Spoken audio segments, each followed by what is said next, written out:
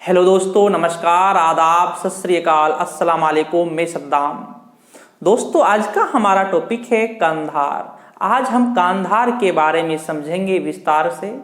यह कांधार स्थल सबसे पहली बार जो इसका उल्लेख किया जाता है वह मौर्य काल में चंद्रगुप्त मौर्य के समय किया जाता है। जिस समय सीरिया के शासक सेल्यूकस ने चंद्रगुप्त मौर्य के लिए 4 प्रांत दिए थे, काबुल, कंधार, बलूचिस्तान और हेरात। उसके बाद दोस्तों इसका उल्लेख जो किया जाता है वह मुगल काल में किया जाता है। मुगल काल में सर्वप्रथम बाबर ने इस पर अधिकार किया। भारत के शासक बनने से पहले बाबर के अधिकार में ही था कांधार और काबुल। जैसे ही भारत के शासक बनते हैं बाबर, तो कांधार भी भारत में शामिल हो जाता है। बाबर, इसके बाद हुमायूं के बाद अकबर के बाद जहांगीर के बाद शाहजहां, और दोस्तों शाहजहां के समय ही इससे औरंगजेब भी इससे जुड़े हुए हैं। और कांधार के लिए दोस्तों ईरान और भारत के शासकों के मध्य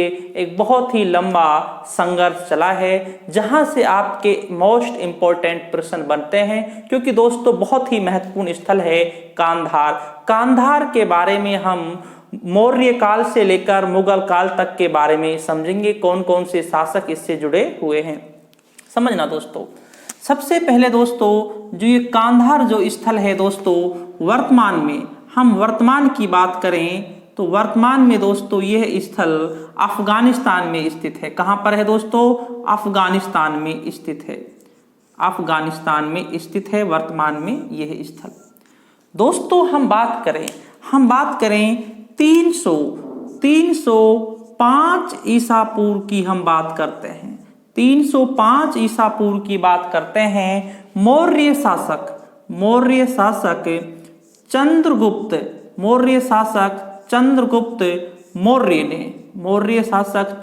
मौर्य ने सीरिया के शासक, कहां के शासक दोस्तों? सीरिया के शासक सेल्यूकस को पराजित किया। किसको पराजित किया था दोस्तों? सेल्यूकस को पराजित किया था।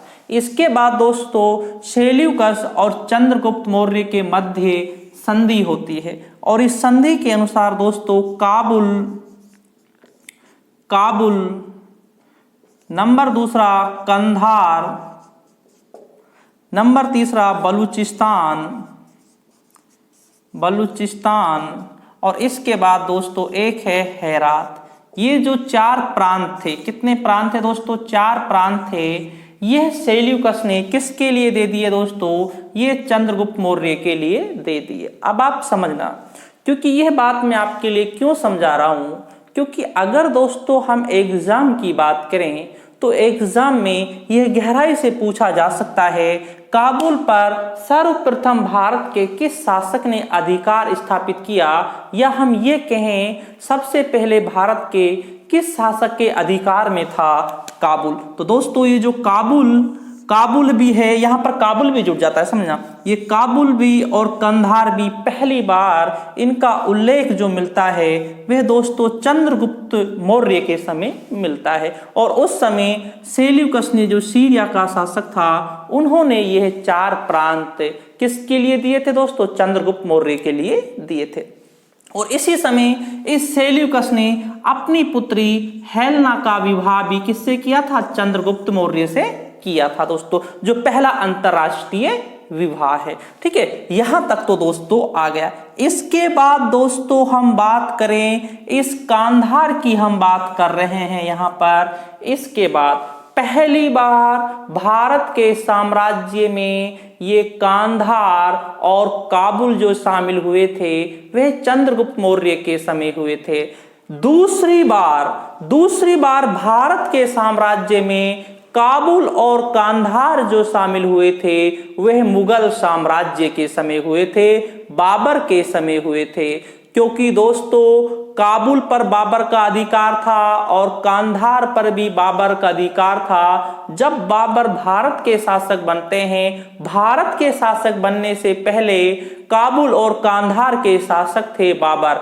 जब भारत के शासक बनते हैं 1526 ईस्वी में, तो काबुल और कंधार भी भारत में शामिल हो जाते हैं। कहने का मतलब ये है, पहली बार चंद्रगुप्त मौर्य और दूसरी बार दोस्तों ये बाबर के समय भारत के साम्राज्य में शामिल होते हैं, क्योंकि दोस्तों यहां से आपके काफी प्रश्न बनकर आते हैं। तो दोस्तों क्योंकि कांधार के बारे में सबसे पहले हमें इसको शुरुआत इसकी जाननी है, ये अफगानिस्तान में स्थित है। पहली बार भारत में दोस्तों ये किसके समय शामिल हुआ था? चंद्रगुप्त मौर्य के समय शामिल हुआ था। इसके बाद दोस्तों अब जो दूसरा स्टेज है वह है मुगल और कांधार, उसके बारे में अब हमें समझना है।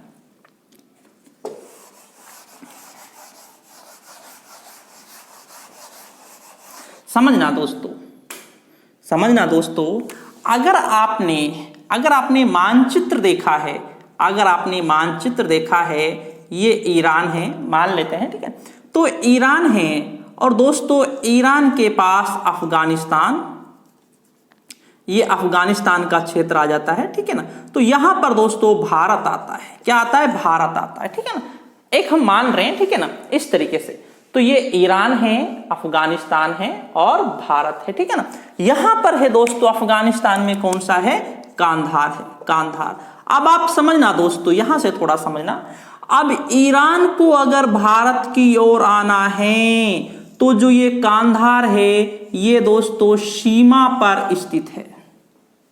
कहां पर स्थित है? सीमा पर स्थित है ईरान और भारत, क्योंकि बीच में क्या आ रहा है? अफगानिस्तान आ रहा है। ये बीच में स्थित है कांधार। अब दोस्तों अगर ईरान को भारत से अपनी सुरक्षा करनी है तो जो सीमा पर ये कांधार का जो ये दुर्ग है इस पर अधिकार स्थापित करना ईरान के लिए भी जरूरी है और भारत के लिए भी इस कांधार पर अधिकार करना जरूरी है। यह भारत के लिए भी एक सुरक्षा की दृष्टि से एक बहुत ही महत्वपूर्ण है, ठीक है ना। इसीलिए दोस्तों इस कांधार पर अधिकार करना चाहते हैं। अब समझना, मुगल बादशाह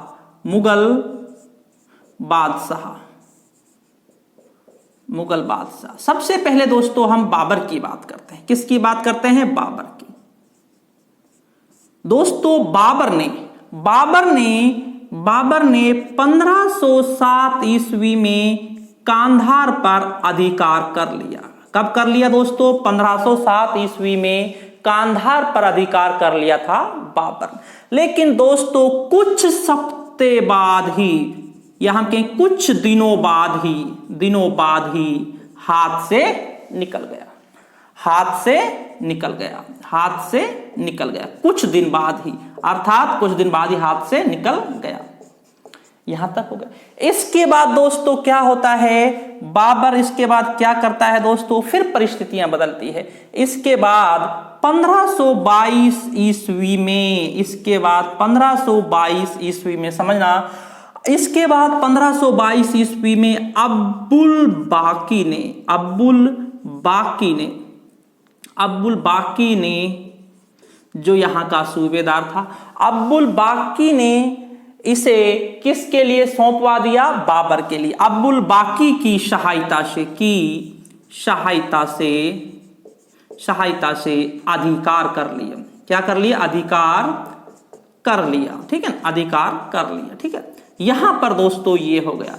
अब कहने का मतलब ये है, जब हम एक छोटी सी बात करेंगे बाबर में, समझना, पहली बार तो बाबर ने इसे जीत लिया था 1507 ईस्वी में जीत लिया था, लेकिन कुछ सप्ते बाद ही हाथ से निकल जाता है। लेकिन 1522 ईस्वी में इसे दोस्तों जीत लिया था, ठीक है ना। अर्थात कहने का मतलब ये है 1522 ईस्वी में जो ये कांधार है इसे बाबर ने जीत लिया। अब आप यहां पर समझना, ठीक है ना।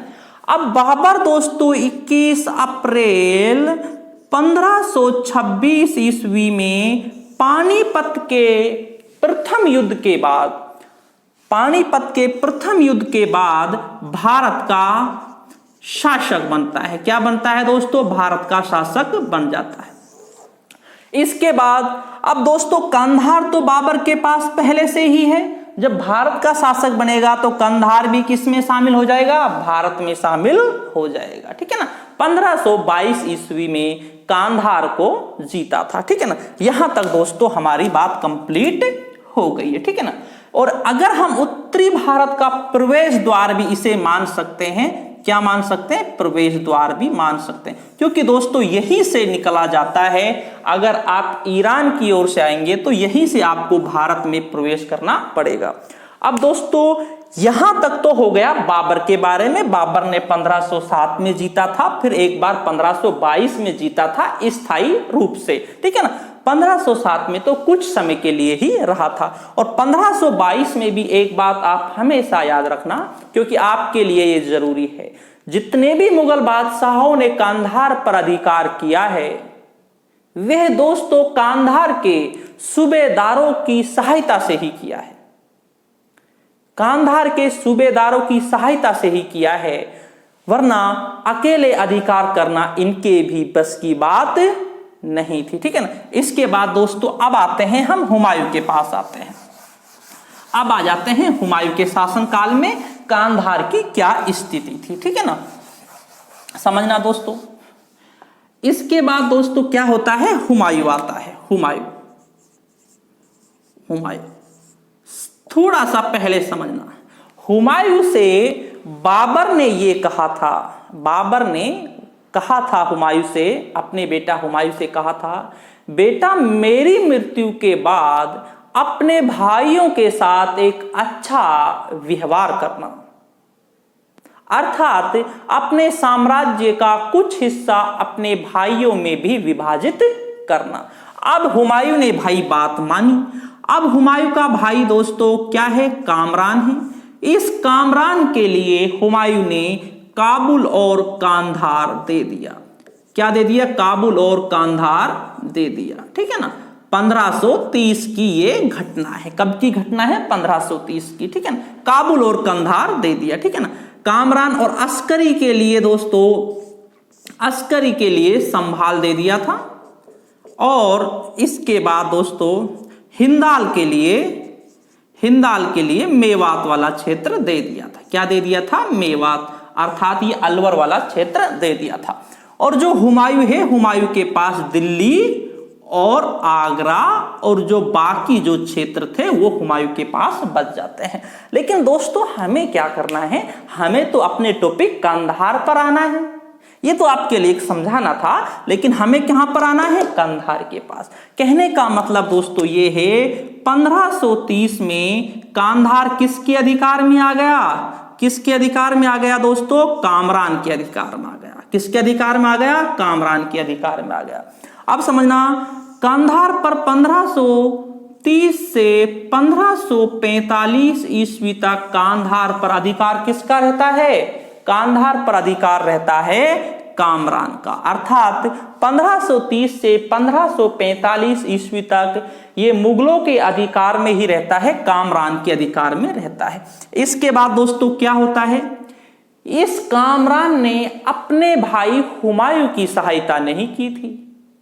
एक बात आप याद रखना, पहला और अंतिम मुगल बादशाह हुमायूं थे जिन्होंने अपने साम्राज्य को अपने भाइयों में विभाजित किया था, और यह एक हुमायूं का सबसे नकारात्मक पॉइंट था, क्योंकि अपने साम्राज्य को जब अपने भाइयों में विभाजित कर दिया। और दोस्तों होता क्या है, जब हुमायूं को सहायता की आवश्यकता थी, अपने भाइयों की जरूरत थी, उस समय हुमायूं का किसी भी भाई ने साथ नहीं दिया। इसीलिए दोस्तों इस हुमायूं को कहां पर जाना पड़ा था, ईरान जाना पड़ा था। कहां पर जाना पड़ा था, ईरान जाना पड़ा था, अर्थात फारस जाना पड़ा था हुमायूं को। इसके बाद दोस्तों क्या होता है, इस हुमायूं ने 1545 ईस्वी में दोस्तों कांधार पर अधिकार कर लिया। क्या कर लिया दोस्तों, कांधार पर अधिकार कर लिया, ठीक है ना। अर्थात कहने का मतलब यह है, जो हुमायूं का भाई जो कामरान था, उससे हुमायूं ने इसे 1545 ईस्वी में जीत लिया या छीन लिया, ठीक है ना। अब दोस्तों अब ये मुगल बादशाह हुमायूं के अधिकार में आ जाता है। कहने का मतलब दोस्तों ये है हुमायूं के शासनकाल तक इस कांधार पर जो अधिकार रहा था वह मुगलों का ही रहा था। इसके बाद दोस्तों ये तो दोस्तों हुमायूं तक और कांधार के बारे में आ गया। इसके बाद दोस्तों अब अकबर के समय कांधार की क्या स्थिति थी, अब उसके बारे में हम विस्तार से समझेंगे, ठीक है ना। जैसे जैसे मुगल बादशाह इनसे जुड़े हुए हैं उनके बारे में हम समझते जा रहे हैं, क्योंकि ये कांधार एक बहुत ही महत्वपूर्ण स्थल रहा है मुगल काल में, फारस और मुगलों के मध्य संघर्ष का भी, ठीक है ना। इसके बाद दोस्तों हम बात करें, इसके बाद हम बात करते हैं अकबर के शासनकाल की बात करते हैं।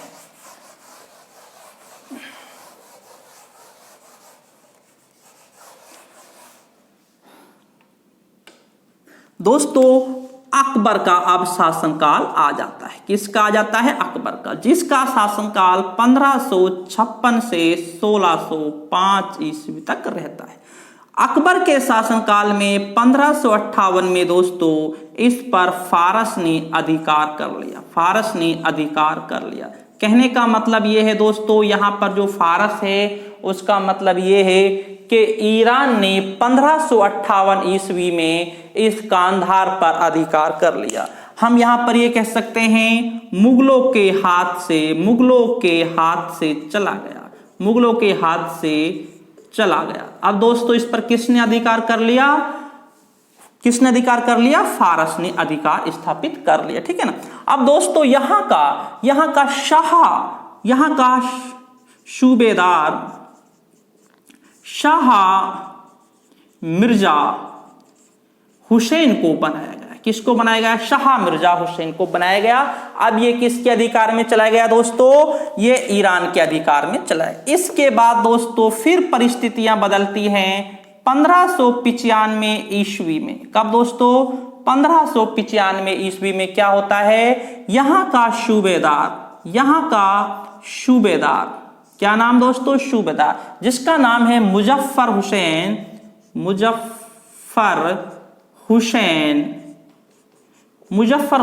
मिर्जा। इस दोस्तों मुजफ्फर हुसैन मिर्जा ने इस दुर्ग को दोस्तों अकबर के लिए सौंप दिया। किसको सौंप दिया दोस्तों? अकबर के लिए सौंप दिया। और अब यहाँ का जो सूबेदार बनाया गया वो शाह बेग को यहाँ का सूबेदार बनाया गया। अर्थात दोस्तों कहने का मतलब ये है मुगलों के हाथ से चला गया था ईरान का अधिकार। इसके बाद दोस्तों फिर किसका अधिकार हो गया? मुगलों का अधिकार हो गया। अब कहने का मतलब ये है मुगलों के हाथ से 1558 में ये ईरान के पास चला गया था और ईरान के पास से 1595 ईस्वी में ये फिर मुगलों के हाथ में आ गया दोस्तों। अब ये मुगलों ने फिर इस पर अधिकार कर लिया था। और जो दोस्तों ये मुजफ्फर हुसैन जिन्होंने इसे मुगलों के लिए सौंपा है, इसे दोस्तों संभल का जागीरदार बनाया था। कहां का बनाया दोस्तों? संभल का जागीरदार इसे बनाया था, क्योंकि इसे भी तो कुछ ना कुछ उपहार में देना था ना भाई। जब इतना साथ दिया है मुजफ्फर हुसैन ने तो इसे भी कुछ ना कुछ देना है। तो दोस्तों 1595 ईस्वी में इस पर फिर मुगलों का अधिकार हो गया। अकबर ने इस पर अधिकार स्थापित कर लिया और यहाँ का सूबेदार शाह बेग को बनाया। और एक बात आप याद रखना, इसमें भी जो मैंने आपको पहले बता दिया है, यहाँ के सूबेदारों की यहाँ पर महत्वपूर्ण भूमिका रही है और इन्होंने ही दोस्तों इसे सौंपा है। मुजफ्फर हुसैन मिर्जा ने ही इसे मुगलों के लिए सौंपा था और अकबर ने यहाँ पर शाह बेग को भेज दिया था, ठीक है ना। इसके बाद दोस्तों अब ये मुगलों के पास आ चुका है। अब अकबर के बाद फिर जहांगीर के शासनकाल में फिर ये किसके पास चला जाएगा दोस्तों? ईरान के पास चला जाएगा। उसके बारे में भी समझते हैं, ठीक है ना। इसके बाद दोस्तों होता क्या है? अब आता है जहांगीर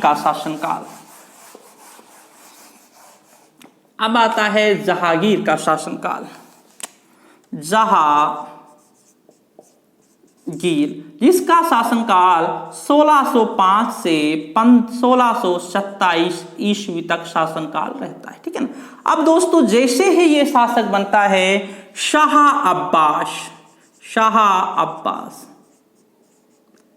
अब्बास, ये कहाँ के शासक हैं? ईरान के शासक हैं। कहाँ के? ईरान के शासक।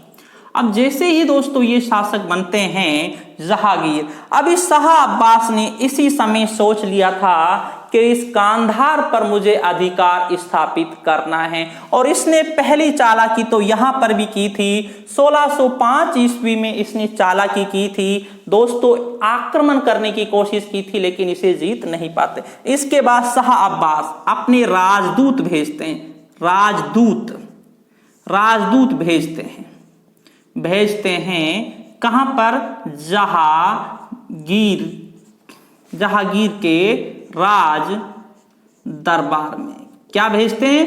जहांगीर के राज दरबार में राजदूत भेजते हैं। और एक बात समझना, कितने राजदूत भेजते हैं? 4 राजदूत भेजते हैं। उन्हें उपहार भी भेजते हैं। ठीक है ना।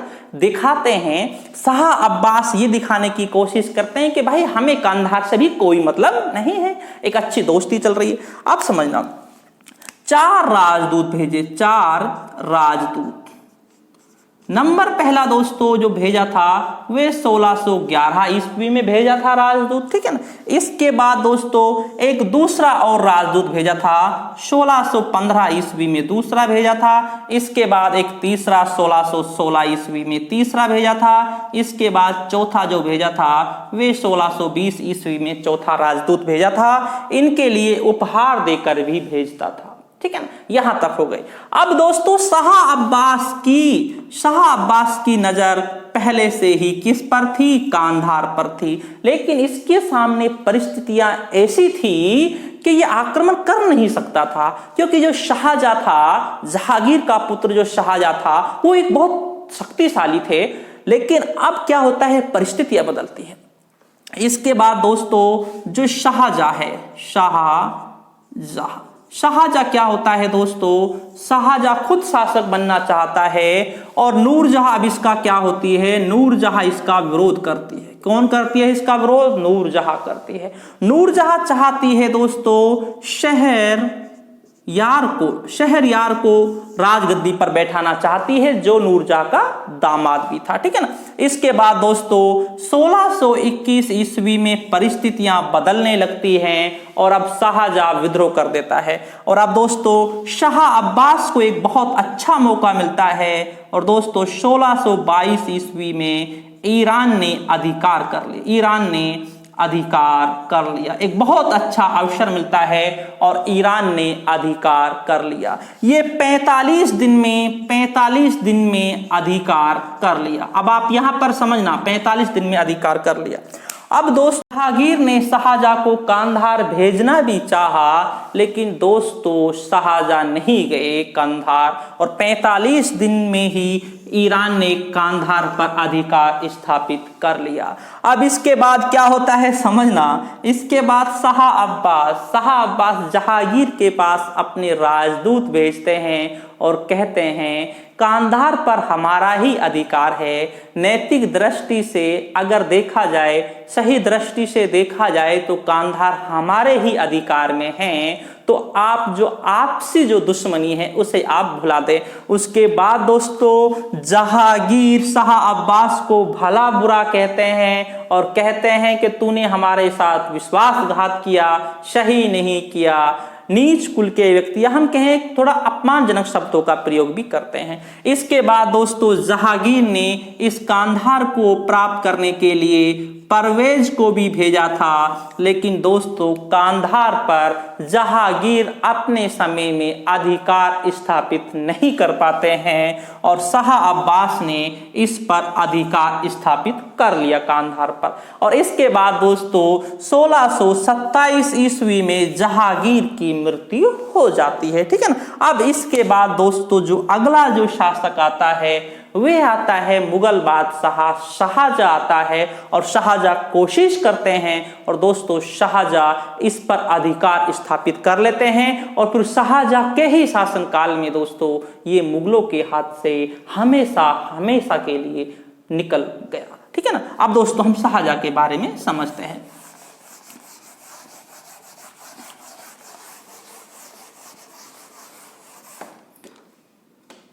शाहजहां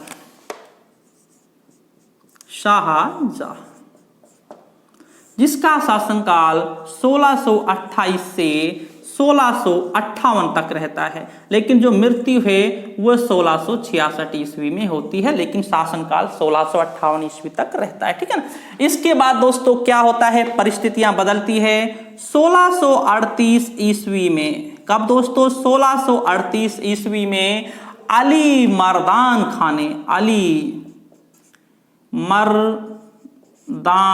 खाने, किसने दोस्तों? अली मर्दान खान ने, समझना, अली मर्दान खान ने इसे शाहजहां को सौंप दिया। किसको सौंप दिया दोस्तों? शाहजहां को सौंप दिया। और इस अली मर्दान खान को शाहजहां ने कश्मीर का सूबेदार बनाया। कहां का सूबेदार बनाया? कश्मीर का सूबेदार बनाया। अब दोस्तों फिर मोस्ट इंपोर्टेंट, फिर 1638 ईस्वी में फिर मुगलों ने अधिकार कर लिया फारस पर। देखो ना कितना लंबा इतिहास है। मुगल अधिकार कर लेते हैं फिर हाथ से चला जाता है, फिर मुगल अधिकार कर लेते हैं फिर हाथ से चला जाता है। ठीक है ना। अब आप इसका महत्व समझ सकते हैं कि इस कांधार का कितना महत्व होगा। और अगर हम शाहजहां के शासनकाल की बात करें तो शाहजहां ने कांधार पर 12 करोड़ रुपए खर्च किए थे उस जमाने में। उस जमाने में 12 करोड़ रुपए खर्च किए थे शाहजहां ने, किस पर? कांधार आक्रमण पर। और लेकिन अंतिम समय में तो ये शाहजहां के हाथ से फिर भी चला गया था। ठीक है ना। इसके बाद दोस्तों 1638 में अधिकार कर लिया। ठीक है ना। इसके बाद दोस्तों क्या होता है, 1648 में, समझना थोड़ा, 1648 में अब दोस्तों शाह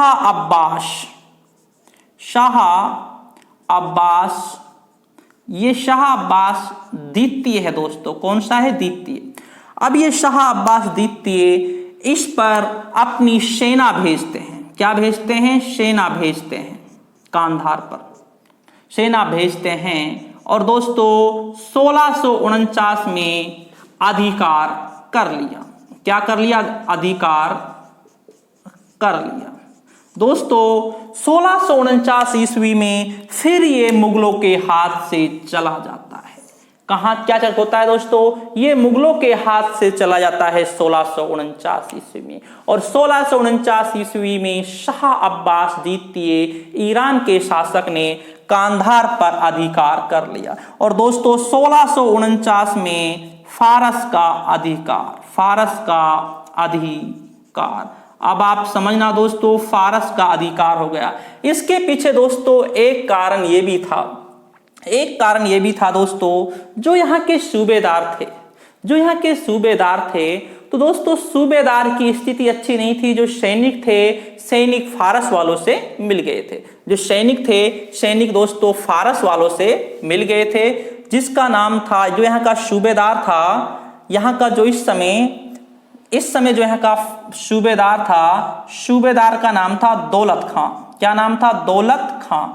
दौलत खां यहाँ का सूबेदार था। कहाँ का? कांधार का, मुगलों की ओर से। अब ये दौलत खां भी किससे मिल गया? शाह अब्बास से, फारस वालों से मिल गया। क्योंकि जब सब फारस वालों से मिल गए थे सैनिक, तो इसके बाद दौलत खां भी मिल गया फारस वालों से। इसके बाद दोस्तों 1649 में दोस्तों इस पर अधिकार हो गया, फारस का अधिकार हो गया। अब दोस्तों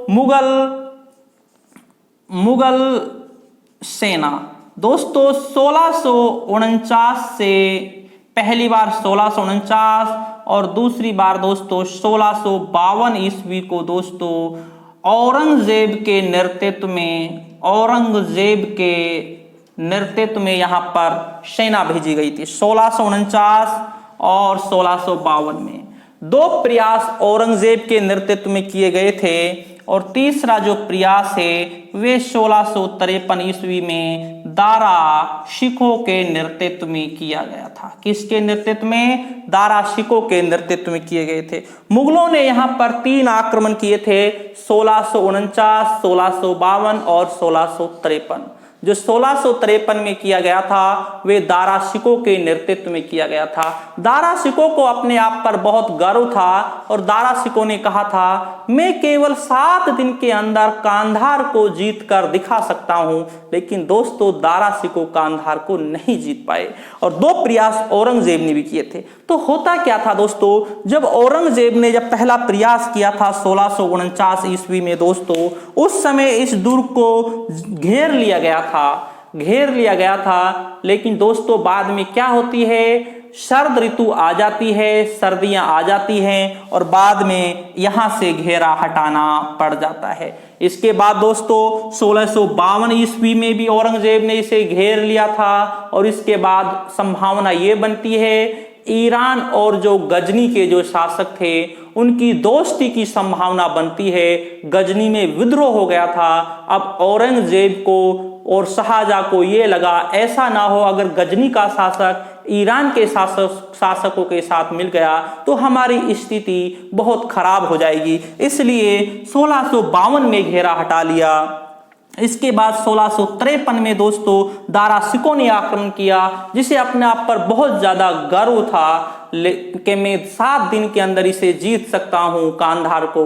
लेकिन दोस्तों दारा शिकोह भी कांधार को नहीं जीत पाता और दोस्तों 1649 ईस्वी में कांधार मुगलों के हाथ से हमेशा हमेशा के लिए निकल गया और ईरान ने इस पर अधिकार स्थापित कर लिया शाह अब्बास द्वितीय ने। तो दोस्तों ये था कांधार के बारे में, क्योंकि प्रारंभ से मुगलों तक के बारे में था। क्यों संघर्ष होता था ईरान और भारत के शासकों के मध्य? क्योंकि दोस्तों ईरान से भारत की ओर आने के लिए कांधार एक प्रवेश द्वार के रूप में काम करता था। तो ठीक दोस्तों, शुक्रिया दोस्तों, धन्यवाद।